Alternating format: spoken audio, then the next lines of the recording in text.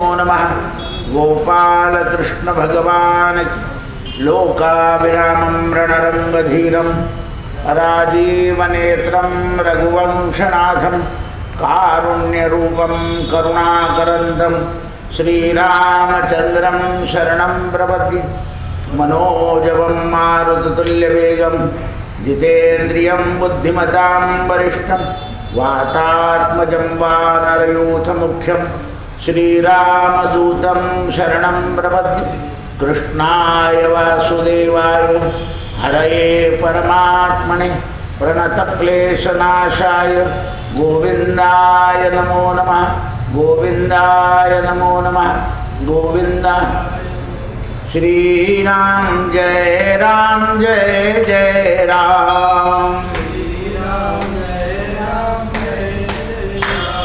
श्रीराम जय जय राम श्रीराम जय जय राम श्रीराम जय जय राम श्रीराम जय जय राम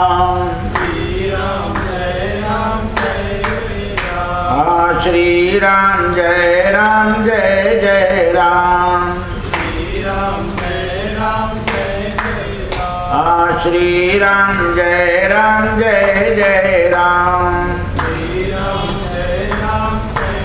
राजाधिराज रामचंद्र भगवान पवन सुत हनुमान उमापति महादेव नमः पार्वती पतये हर हर महादेव सीताकांत स्मरण जय जय राम जय जय रघुवीर समर्थ दिगंबरा दिगंबरा श्रीपाद वल्लभ दिगंबरा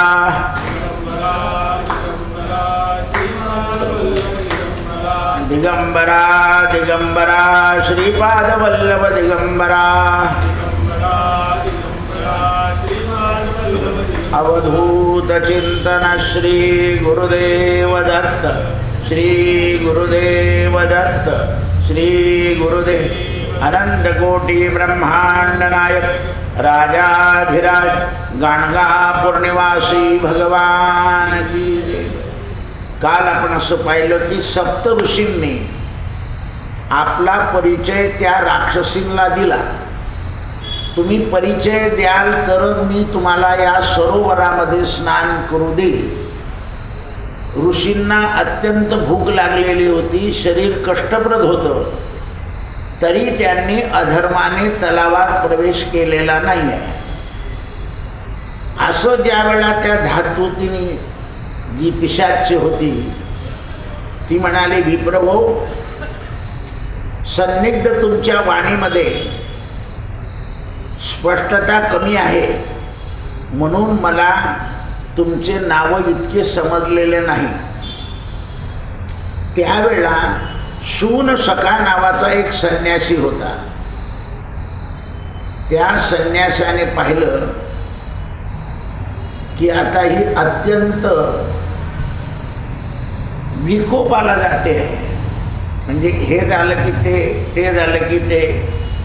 म्हणून त्या शूनसेन संन्यासानं आपल्या हातामध्ये जो धर्मदंड होता, संन्यासांच्या हातामध्ये एक दंड असतो, त्याला एक लंगोटी बांधलेली असते, एक जानवं बांधलेलं असतं आणि असा त्रिकोण केलेला असतो, त्याच्यावरून भगवं वस्त्र परिधान केलेलं असतं.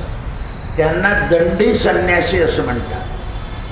शंकराचार्यांच्या परंपरेमध्ये ते दंडी संन्यासी आहे. तेव्हा त्यांनी तो ब्रह्मदंड घेतला त्रिदंडीने आणि ती राक्षसीन होती, तिच्या अंगावर मारला. संन्यासाला जेव्हा क्रोध येतो त्यावेळेला सर्वस्वी नाश ठरतो. एक तर संन्यासी क्रोधत नाही, पण अतिरेक झाला की त्यांचा क्रोध आवरला जात नाही. आपल्याला तर अनुभव आलाच. म्हणून धातूनी पृथ्वीवर पडली आणि तात्काळ भस्म होऊन गेली. त्यावेळा सूनसखेनं महाबली राक्षसींचा वध केला. त्रिदंड पृथ्वीवर ठेवून दिला आणि गवतावर जाऊन बसले. तदनंतर सगळे सरोवरामध्ये असलेले ऋषी आपल्या इच्छेनुसार त्यांनी फुलं आणि मृणू तलावातला घेतला, म्हणजे ती घेऊ द्यायची नाही म्हणून. तलावातला जो कंद होता, जो कंद खाऊन भूक शमवणार होते ऋषी, आणि फुलं घेऊन देवतेची पूजा करणार होते, तर ही घेऊ द्यायची नाही. मी मालकीण आहे, तुम्ही तुमचा सगळा सुंदर परिचय मला द्या. आणि परिचय दिल्यावर म्हणे तुमची अस्पष्ट वाणी असल्यामुळे मला परिचय समजलेला नाही. कारण हे तमोगुणी लोक, राक्षस लोक पलटून जातात. त्यांना सत्वगुणी किंवा सनातन लोकांना छळण्याची वृत्ती आणि बुद्धी असते. तर या संन्यासांनी तिला पृथ्वीवर पाडलं, स्वतः गवतावर बसले. सगळ्या ऋषींनी परिश्रम करून आपले फुलं आणि सरोवरातले कंद काढले आणि ओझं घेऊन जलातून वरती आले. त्या जलाच्या शेजारी एक विहीर होती, त्यातलं पाणी काढलं आणि आपल्या आपल्या देव, पितर, मनुष्य यांचं तर्पण केलं. पाण्यातून बाहेर आल्यावर पाहतात तर मृणाली त्यांना दिसली नाही. मृणाली म्हणजे ते कंद. त्यांनी एका स्वराने सगळे बोलून उठले की अरे, आम्ही सगळे लोक भुकेनं व्याकुळ होतो आहे आणि आमचा आहार कोण ग्रहण करत आहे? कोण निर्दय आहे की ज्याने आमची मृणाली सगळी चोरली? चला आता आपण एक एक जण शपथ खाऊ आणि निश्चय करू. आता आपण एक एक जण शपथ खाऊ आणि निश्चय करू. सगळे ऋषी भुकेनं व्याकुळ झालेले होते, अत्यंत थकलेले होते आणि सगळ्यांनी शपथ घेण्याला सुरुवात केली. आता काय शपथ घेतात ती बघा. अत्री म्हणाले, ज्याने मृणाली चोरली असेल त्याला लाल गाईला लाट मारल्याचं आणि सूर्याकडे तोंड करून लघुशंका केल्याचं पाप लागावं. आता याच्यात काय शिकायला मिळालं? पूर्व दिशेला लघुशंका करायची नाही, असं असतं महाभारत.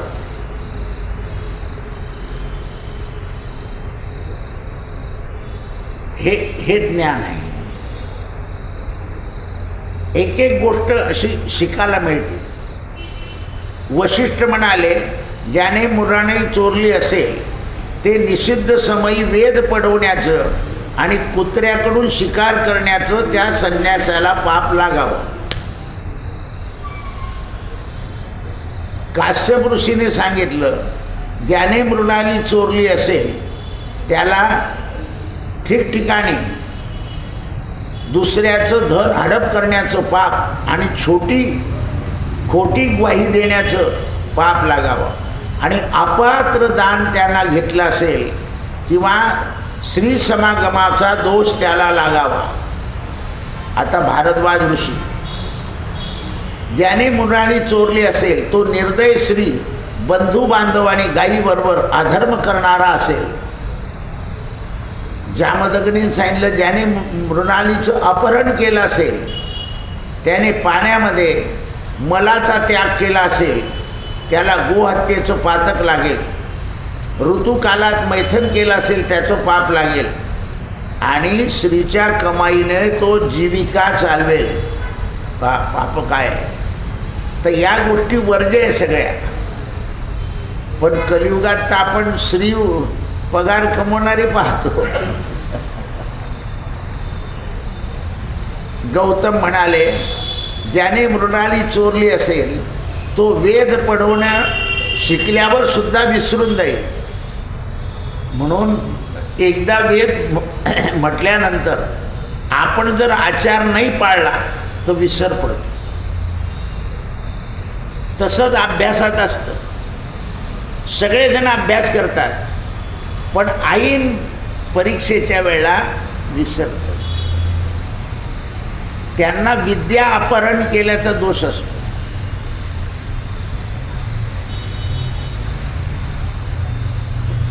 याचं परिमार्जन काय आहे तर विद्यार्थी दशेमध्ये गणपतीची जर आराधना केली तर दोषाचं क्षालन होतं.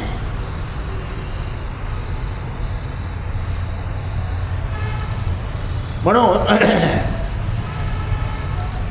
गौतमांनी सांगितलं मृणाली ज्याने चोरली असेल तो वेद शिकवताना सुद्धा वेद विसरून जाईल, अग्नीचा परित्याग करेल आणि सोमरस विकल्याचं पाप त्याला लागेल.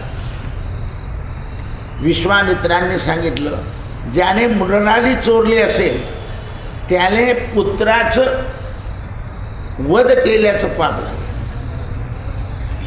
म्हणजे जे महान पाप आहे त्या पापाचं वर्णन केलं. संताच्या घरी डाका टाकल्याचं फळ मिळेल. अरुंधती म्हणाली ज्याने मृणाली चोरली असेल श्री सर्वदा त्याला अपमानित करेल, स्वामीचं मन दुखवेल आणि एकटा स्वादिष्ट भोजन खाल्ल्याचं पाप त्याला लागेल. गंडा म्हणाली ज्या स्त्रीने मृणाली चोरली असेल, जी खोटं बोलली असेल ती बंधू बांधवांच्या विरोधात नाश पावेल आणि एकटी बसून भोजन करेल, ती अशी अविचारी राहील. पशुसखा नावाच्या संन्यासान म्हणाला ज्याने मृणाली चोरली असेल ती दासीच्या गर्भात जन्म घेईल आणि संतती होईल, हीन होईल. त्यावेळा सुखसेन म्हणाले ज्याने ही मृणाली चोरली असेल त्याला यजुर्वेद संहिता आणि ऋग्वेद संहिता, सामवेद संहिता ह्या येणार नाही, तो विसरून जाईल. ब्रह्मचार्याला त्याला कन्यादान करावं लागेल आणि अथर्ववेदाचं अध्ययन समाप्त होईल. अशा प्रकारे सप्तशून सखा याने शपथ घेतली की मी ब्राह्मणांचं अभिष्ट जाणतो, मृणाली चोरी तुम्ही केलेली आहे. शुकसेनाने सांगितलं आपण म्हणतात ते ठीक आहे, वास्तविक मृणाली मी चोरली आहे. शुकसेन जो होता त्याने चोरली होती. का चोरली? तुम्ही सगळे आपल्या सरोवरामधून स्नान करून फुलांचा गठ्ठा घेऊन आले आणि कंदमुळं समोर ठेवले आणि तुम्ही पितरांचं तर्पण करायला लागले, तेव्हा मी सगळे गठ्ठे चोरून घेतले. म्हणजे ऋषी मुनी पूजेमध्ये किती मग्न होते लक्ष द्या. उपाशी होते. आपल्याला भूक लागली असते की ना पूजा समजे ना स्तोत्र आठवे, असे बराबर पानं पलटत आपलं. तर हे इतके मग्न होते पूजेमध्ये तर त्या वस्तू चोरीला गेल्या तरी लक्ष नाही. म्हणजे त्यांच्या एकाग्रतेचं बल आहे ऋषींच्या. तुम्ही तर्पण करत असताना तुमची दृष्टी चुकून अन्यत्र मी ते लपवून ठेवलं आहे, मी मृणाली चोरली नाही. आता यांनी एवढ्या शब्द घेऊन घेतल्या. मी आपली परीक्षा पाहिली आहे, मी संन्यासी नाही, मी इंद्र आहे. मी संन्यासी नाही, कारण तो त्रिदंडी बनला होता, ती राक्षसी त्यानेच इंद्रानं निर्माण. हे राजकीय लोक आहे ना, हे सज्जनांची सुद्धा अशी परीक्षा पाहतात. म्हणून एखादा राजकीय मनुष्य जवळ आला की हे लोक फुलून जातात, महाराज बेराज लोक. तर ते त्याच्यात गडबड असते. ते आले तर वैयक्तिक त्यांच्या स्वार्थाकरता येतील आणि जर वैयक्तिक स्वार्थ नसेल तर खरं काय आणि खोटं काय याच्या तपासाला येतात. म्हणून यांच्यापासून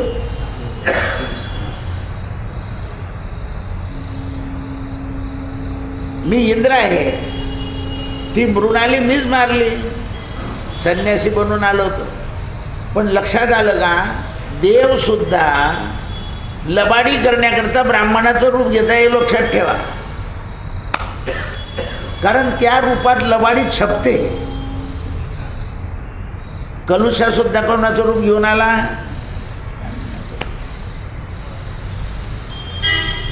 असं आहे. आता तुम्ही हे पुरोगामी होते, पण केवढे वेदाचे मंत्र म्हणत होते त्या दिवशी. मग चालतं का तसं? असं आहे ते.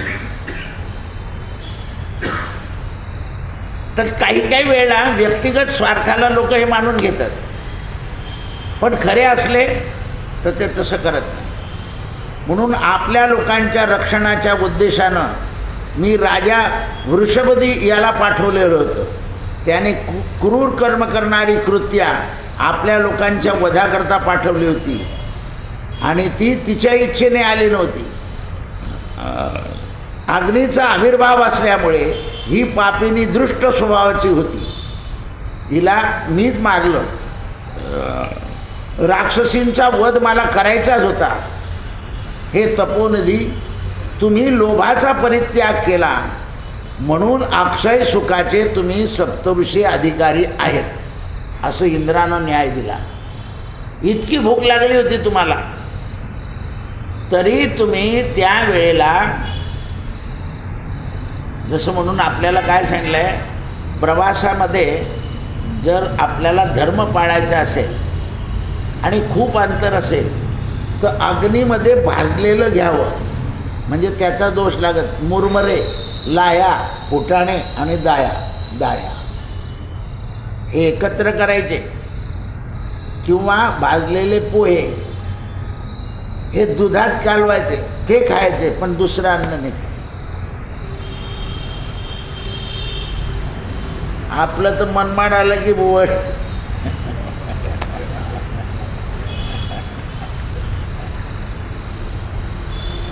असं आहे.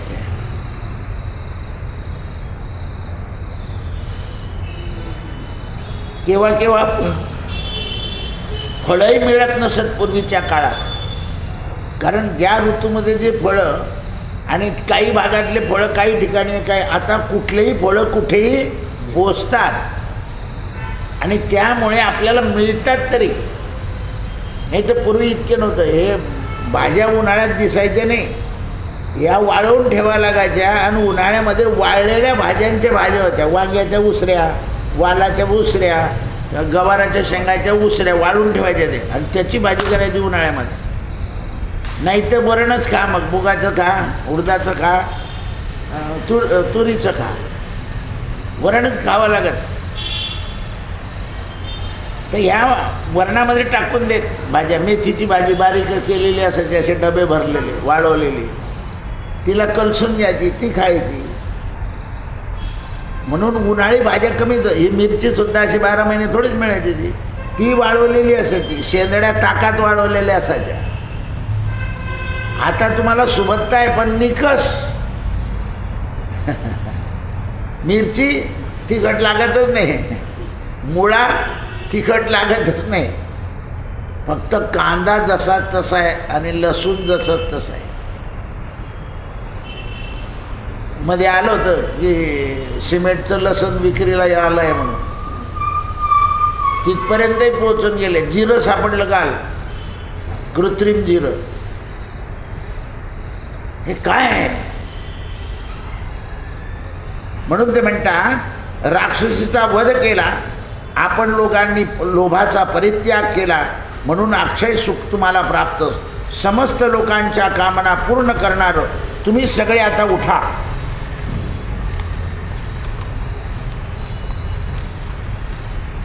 भीष्म म्हणाले, धर्मराजा, इंद्राचं वचन ऐकल्यावर महर्षींना प्रसन्नता झाली.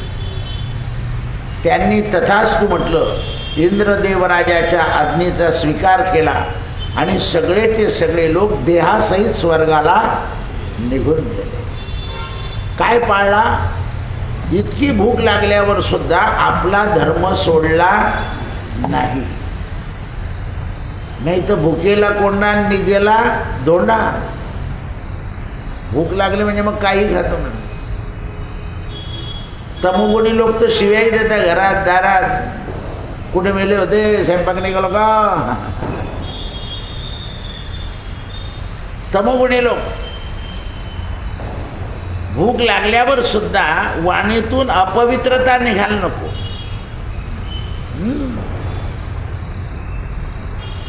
जर वाणीतून अपवित्रता निघाली तर काही उपयोग नाही ना.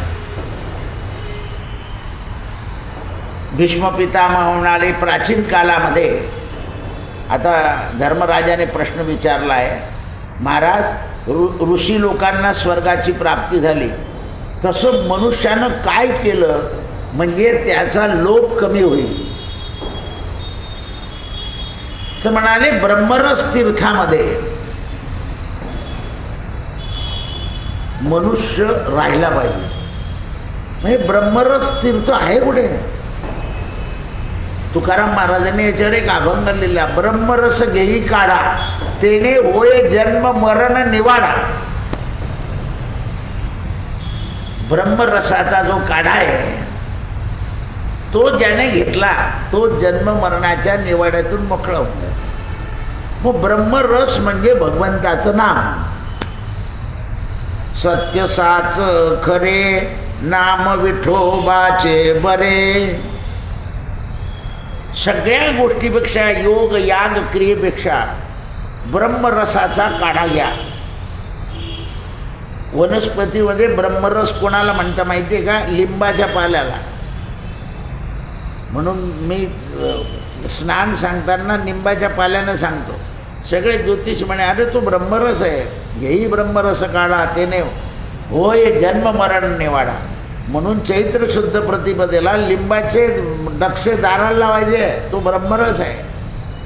आणि ब्रह्मदेवानं तो वृक्ष गुढीपाडव्याच्या दिवशी उत्पन्न केला आहे, म्हणून त्याचे ते पानं लावायचे.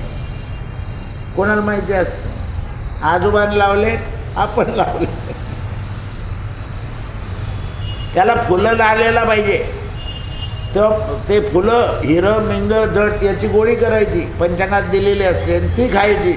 वर्षभर निरोगी राहतो मनुष्य. आता कोणीच नव्हतं म्हणजे मला देवीची आरती कोण करेल, देवीची उपासना कोण करेल, हा आमला बसला होता. तो म्हणे मी करेल एकटा. कोणीच नव्हतं, बिलकुल कोणी म्हणजे कोणीच नव्हतं. मी म्हटलं आता प्रवचन होणार नाही, आपलं काय करावं. आजचा दिवस बरं, दिवस चांगला आहे, आज तृतीय आहे. महाराजांचा समाधी कालाचा उत्सव चालला आहे.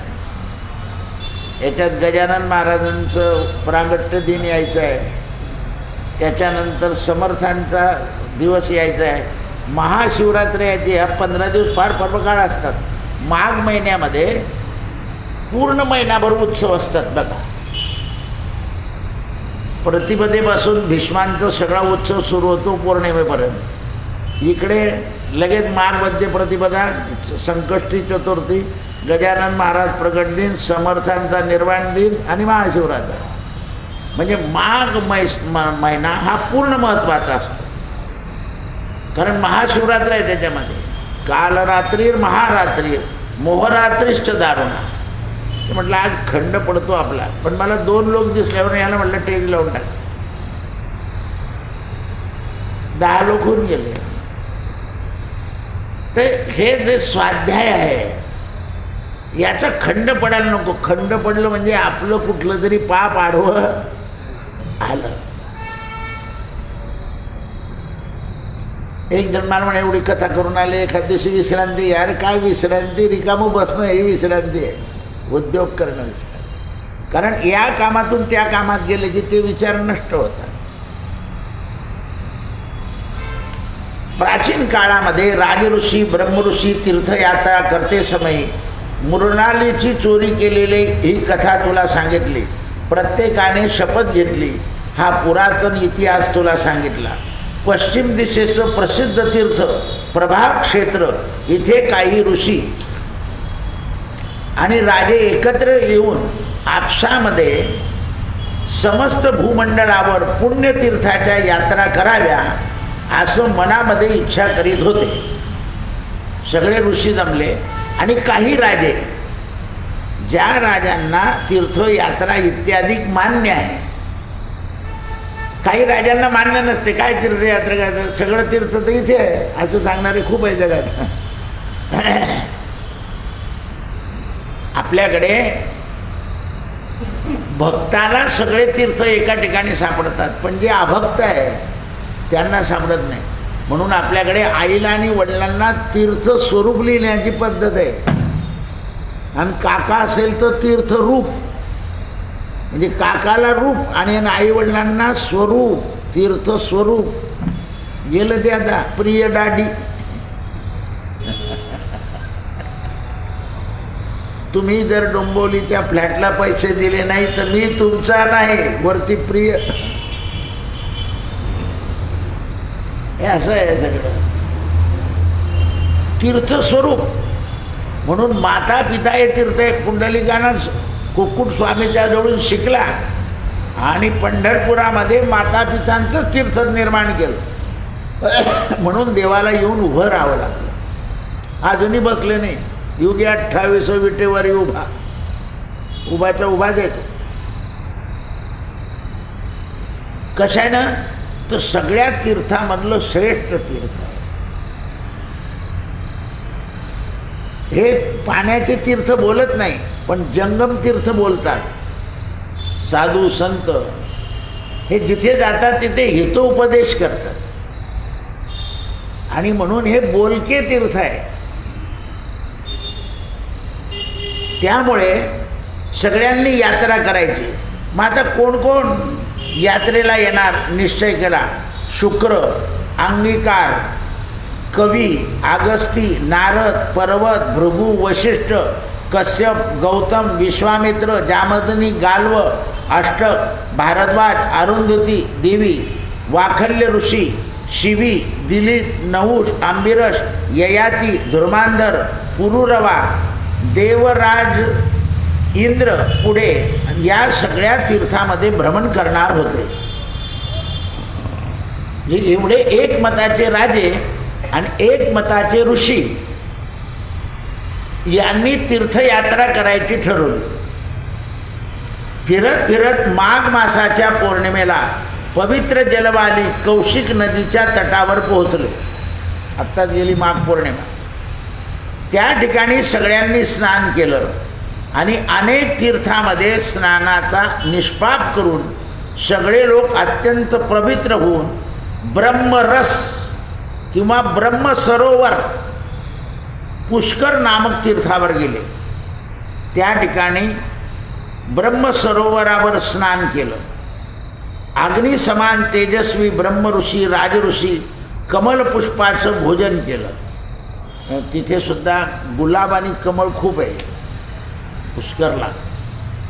हा गुलकंद जो तयार होतो ना, तर ते ब्रह्मदेवाच्या अंगावर हे गुलाबाची फुलं, कमळाची फुलं इतकी वाहिले जातात आणि त्याचा गुलकंद तयार होतो. आम्ही 4 दिवस पुष्कर क्षेत्रावर प्रवचन केलं होतं. तर प्रवचन आटपल्यावर असं पाहत पाहत मी चाललो, तर एका दुकानातून पुष्करला आवाज आला, दादा मामा थांबा. मी म्हटलं दादा मामा, आपल्याला इथे कोण मामा? तो दुकानातून पळत आला व्यापारी, नमस्कार केला. म्हणे मामा तुम्ही आधी कळवलं असतं तर मी घ्यायला आलो असतो. अरे पण मग तू भाचा कोणता हे तर सांग. ते इथे हरनारायण शेठ आहे, त्यांचा तो भाचा होता. हरनारायण शेठ माझ्याकडे यायचे, त्यामुळे तुम्हालाही मामा म्हणायचं. बरं तो एकदम अप टू डेट व्यापारी, मोठा नामांकित, त्यामुळे मी ओळखलं नाही. म्हणे दुकानात चला. म्हटलं दुकानात येईल, पण भाच्याच्या घरी काही पिता येणार नाही, दूध बीत, कारण मी पुण्य करायला आलो आहे. भाचा पुण्य घेऊन येईल, दान पण नाही घेता येणार. म्हणजे मी दान जळगाव आल्यावर देईन म्हणे.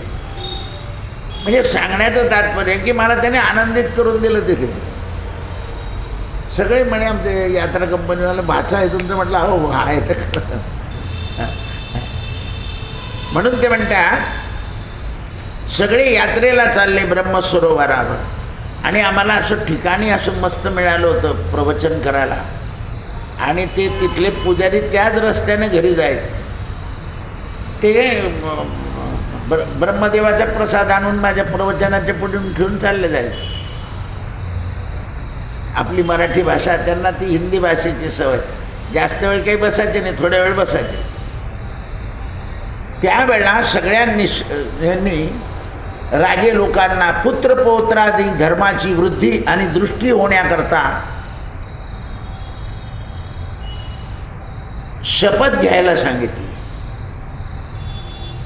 की आम्ही असं वागू म्हणजे आमच्या राज्यामध्ये कोणीही निसंतान राहणार नाही, कोणीही निर्धन राहणार नाही. तीर्थयात्रेचं फळ काय असतं? आपण स्नान केल्यावर पाप जातं, याचा अर्थ पापापासून काही दुःख भोगावे लागतं माणसाला. काही पाप असतं म्हणून मनुष्य संततीपासून दुःख भोगतो.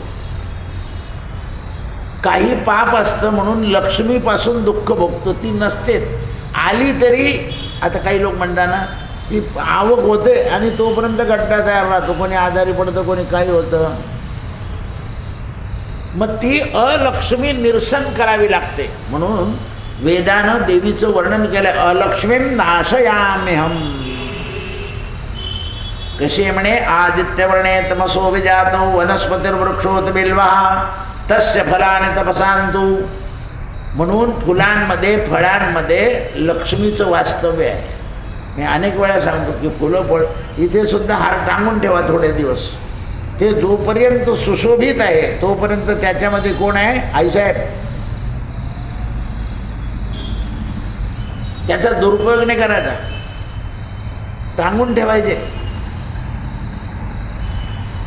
आपण काय करतो, काढलं की फेकून दे, काढलं की लगेच डस्टबिनमध्ये नाही टाकायचं. त्याचं जे स्वरूप आहे ते कोमललं पाहिजे, तेव्हा त्याच्यातून लक्ष्मी जाते. फळामध्ये सुद्धा सडू देऊ नये, सडले की त्याचा नाश होतो. तर याचे सुद्धा आपल्याला पाप लागतात, दोष लागतात. आपल्या संसारामध्ये पुष्कळ गोष्टी अशा नाश पावतात. नाश झाला वस्तूचा म्हणजे त्याचा दोष आणि त्याचं पाप लागतं. मग आता हे तीर्थयात्रा करताय तर राजांच्या राज्यांमध्ये, ऋषींना तर काय, ऋषी आहे ते ज्ञात असल्यामुळे पाप करणार नाही, पण राजाकडून अनावधानाने सुद्धा पाप होऊन जातं. त्याच्या मनामध्ये तसं काही नसतं पण त्याच्याकडून होऊन जातं. त्यावेळेला भृगु ऋषी म्हणाले, कमलिकाची चोरी ज्याने केली, ज्याने शिवी दिलेच्या बदल्यामध्ये शिवी दिली, ते सगळं पाप नष्ट हो. वशिष्ठ म्हणाले, आपण कमळ चोरले म्हणजे स्वाध्यायापासून विनमुक्त होऊ आणि कुत्र्याला बरोबर घेऊन ज्याप्रमाणे शिकारी शिकार करतो त्याप्रमाणे आपल्याला गावोगावी भीक मागावी लागेल. काश्यप म्हणाले, आपण कमल चोरवलं गेलं असेल तर जागोजागीच्या ज्या वस्तू आहे, खरेदी विक्रीमध्ये लबाडी केल्याचं किंवा दुसऱ्याचं धन हडप केल्याचं पाप लागू. असे या ऋषींनी सगळ्या शपथा घेतल्या आणि मग तीर्थयात्रा करायला हे लागले. आणि तीर्थयात्रा करून अगस्तीने सांगितलं की हे इंद्रा, आता आम्ही या सगळ्या शपथ घेतलेल्या आहे आणि सगळ्या राजांना आशीर्वाद दिलेले आहे, आम्ही कोणतंही दुष्कर्म केलेलं नाही. तेव्हा इंद्र प्रगट झाला आणि त्याने सगळ्या ऋषींना पुन्हा या पुष्कर क्षेत्राच्या ठिकाणी, कारण तिथपर्यंत का गेला प्रभास पट्ट्यापासून पुष्कर, तर पुष्कर क्षेत्रामध्ये दोष राहत नाही. तिथे जे सरोवर आहे त्याला ब्रह्म सरोवर असं म्हणतात आणि ब्रह्मदेवाचं मंदिर एकाच ठिकाणी आहे तिथे. आणि खाली मियाचं ठिकाण आहे, तिथून उतरले की त्याच्यावरही गुलाबाचे फुलं चढतात. इंद्रानं अगस्ती मुनीची प्रसन्नता ऐकली आणि सगळे कमळं दिले. मार्गामध्ये यात्रेला आरंभ झाला. पुण्यतीर्थामध्ये सगळ्यांनी स्नान लावलं. प्रत्येक पर्वतावर वेदाचा घोष केला आणि जिथे जिथे वेदाचा घोष केला तिथे तिथे सगळं पाप नष्ट झालं. म्हणून कोणतंही कर्म सुरू करायचे. आता अमेरिकेचं कोणतं भवन आहे ते, हां, व्हाईट हाऊस. व्हाईट हाऊसमध्ये भगवद्गीतेच्या उच्चारानं सुरुवात होते हल्ली. आणि आपल्याकडे भगवद्गीता म्हटली तर पाप आहे असं आहे. हे अशी कारणं होतात. म्हणून सगळ्यांनी कल्याणाकरता ऋषींच्या द्वारानं शस्त्र अस्त्र याचं अध्ययन करवलं. आणि त्या रथयात्रेमध्ये इंद्रानं सगळ्या राजे लोकांना ऋषींच्या जवळ जे शस्त्र होतं त्याचं ज्ञान द्यायला सांगितलं. आणि मग या पृथ्वीवर हे जेवढे सगळे ययाती दुष्यंत हे सगळे राजे न्यायनीतीने राज्य करायला लागले. धर्मराजानं विचारलं, महाराज आता तुम्ही मला हे सांगितलं, पण असं मला कळालं आहे की छत्र आणि पायातलं पादत्राण हे दान दिल्यानं सूर्यलोक प्राप्त होतो. तर असं कसं काय प्राप्त होईल? पायातली चप्पल, पायातला जोडा आणि डोक्यावरची छत्री. धर्मराजा विचारतोय, दादाजी छत्री आणि पादत्राण यांच्या दानानं किंवा यांची प्रथा कशी सुरू झाली, याचं पुण्य काय आहे? भीष्म पितामह म्हणाले, राजा छत्र आणि उपनयन म्हणजे पादत्राण यांची उत्पत्ती प्रचार वार्तेमध्ये विस्तारपूर्वक आहे, ती ऐक. यांची उत्पत्ती कशी झाली? पादत्राणाची आणि छत्राची. या दोन वस्तू दानात अक्षय सांगितले आहे. पायातलं पादत्राण आणि डोक्यावरचं छत्र या प्रकारे पुण्याची प्राप्ती मानली गेलेली आहे याचे दान देताना. याचा चर्चा करू आपण. याविषयी जमदग्नी आणि भगवान सूर्यदेव यांचा संवाद प्रसिद्ध आहे. पूर्वकालाची गोष्ट आहे की भृगुनंदन जामदग्नी हे धनुष्य चालवण्याची क्रीडा करीत होते. बहुत खिन्न होऊन त्यांचे पाय जळत होते आणि भयानं पत्नी थरथर कापत होती, पतीच्या बरोबर होती. महर्षी कुपित होऊ नये म्हणून वारंवार रेणुका विचारत होती, महाराज किती वेळ आहे, किती वेळ आहे? रेणुका बोलली, तपोधन माझं डोकं तापतं आहे, माझे पाय जळत आहे, सूर्याचे प्रचंड किरण तेजाने वाढत आहे. तुम्ही थोड्या तरी वृक्षाच्या खाली बसा किंवा मला बसवा, विश्राम घेऊ द्या, नाहीतर आज्ञेचं पालन न केलं तर तुम्ही क्रोध करू नका. जामदग्नी म्हणाले, हे प्रिय, ज्याने तुझे कष्ट, जो तुला कष्ट पोहोचवतोय अशा या प्रचंड सूर्याला आज मी आपल्या बाणानं पराजित करून टाकेन. भीष्म पितामह म्हणाले, धर्मराजा असं सांगितल्यावर महर्षी जामदग्नींनी आपल्या दिव्य तेजानं धनुष्यानं टकार फैलवली आणि बाणांचा हात घेऊन सूर्याच्या तोंडाकडे हात करून बोलू लागलाय, सूर्या युद्धाला तयार राहा. सूर्यदेव तर ब्राह्मणाचं रूप धारण करून त्यांच्याजवळ आला आणि म्हणाला, माझे काही अपराध नाही, मी तापतो जगाकरता, आकाशात किरण सोडतो, वसुंधरा ते खेचते म्हणजे पृथ्वी. सूर्याचे तेज जे आहे ना हे पृथ्वीला आवडतात ते, कारण सूर्य तापल्याशिवाय महाशिवरात्रीपासून ज्येष्ठ महिन्यापर्यंत सूर्य तापला पाहिजे. सूर्य तापतो तेव्हा धरेतलं पृथ्वीतलं दोष निघून जातात. म्हणून त्याच्या आधी अक्षयतृतीयेच्या आधी शेतकरी नांगरून ठेवतो, म्हणजे एप्रिलमध्ये जमीन नांगरून टाकतो, म्हणजे खालचं सगळे दोष वरती ठेवतो. सूर्यनारायण त्या धरेतले दोष काढतात.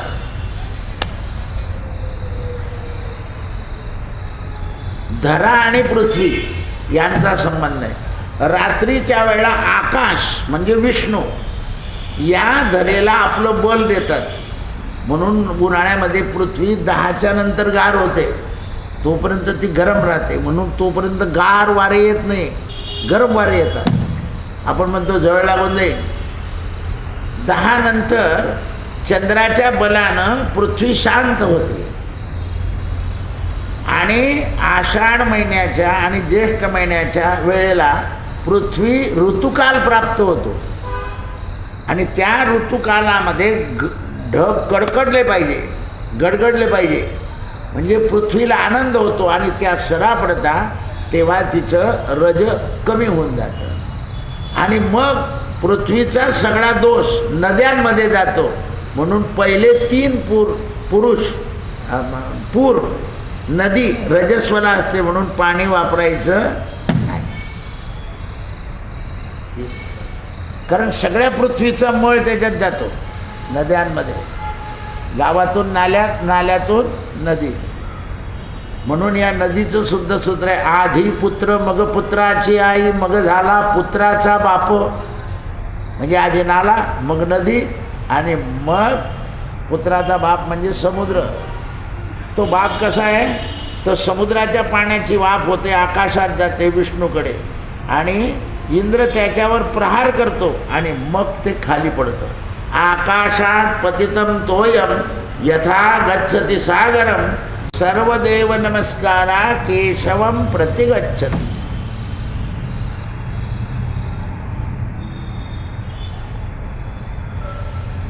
म्हणून किरणाच्या द्वारानं वसुधराचं रस खिचून घेतो आणि पुन्हा पर्जन्याच्या वेळेला पुन्हा तो रस भूमीमध्ये टाकतो. सगळ्या देवतांना अन्न निर्माण करून मनुष्याचे प्राण सांभाळतो. वेदामध्ये ही सांगितलं आहे, किरणामध्ये जल असतात म्हणून भगवान सूर्य 7 दीपापर्यंत पृथ्वी जल कल्पित करतात.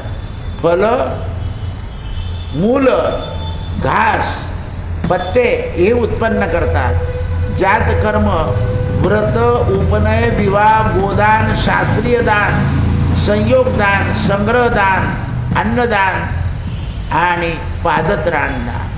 सूर्यदेवाची प्रार्थना केल्यावर अग्निसमान तेजस्वी जामदग्नीचा क्रोध शांत झाला. त्यांनी ज्ञानदृष्टीनं विचारलं की सूर्या, तुला मी दंड देत नाही, पण तुझ्या किरणापासून माझा बचाव होण्याकरता मी काय करू. म्हणून सूर्यानं ब्राह्मणाचं दान घेतलं, लाकडाच्या खडावा जामदग्नीला दिल्या आणि एक छत्र दिलं. तेव्हापासून पादत्राण आणि छत्रदानाचं महत्त्व सुरू झालं. म्हणून छत्र आणि पादत्राण कोणी निर्माण केलं?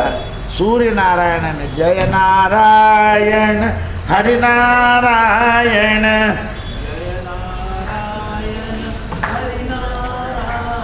हरिनारायण हरिनारायण,